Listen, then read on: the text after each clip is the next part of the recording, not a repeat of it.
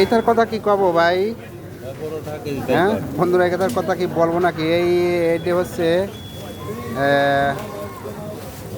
এই এই এক প্যাকেট 3 রিঙ্গিত 63 পয়সা, 1 কিলো 15 রিঙ্গিত। তার মানে এটার নামটা অবশ্য বললে পরে তো সবাই কি মনে করবে কিছু বুঝতেছি না। এটা হচ্ছে তেঁতুল। তেঁতুল যার নাম শুনলেই ঠোঁট দিয়ে top top top top top top করে পানি চলে আসে। যদি কারোর ঠোঁট দিয়ে পানি চলে আসে, আমি কিন্তু দায়িক নাই ভাই। হ্যাঁ ঠিক আছে, আমি কিন্তু দায়িক নাই। এটা হচ্ছে তেঁতুল।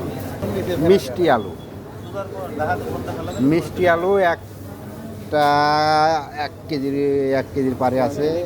1 কেজি পারে আছে 5 টাকা কিলো। এই একটা লাল লাল আলু, লাল আলু 5 রিঙ্গিত। অসময়ে ভুট্টা, আসলে বাংলাদেশে তো সবসময় ভুট্টা হয় না।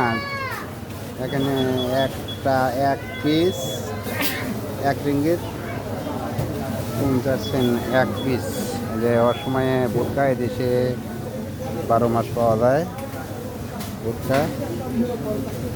1 রিঙ্গিত। রসুন 10 টাকা কিলো, সরি 9 টাকা 90 পয়সা কিলো। বাইরে বাইরে কত জানি না, এখানে 9 টাকা 90 পয়সা কিলো। এটা হচ্ছে এনএসকোট। তো রসুনের কোয়ালিটি খুব একটা ভালো না, আছে মোটামুটি বাইসি দিলি পরে ভালো আছে।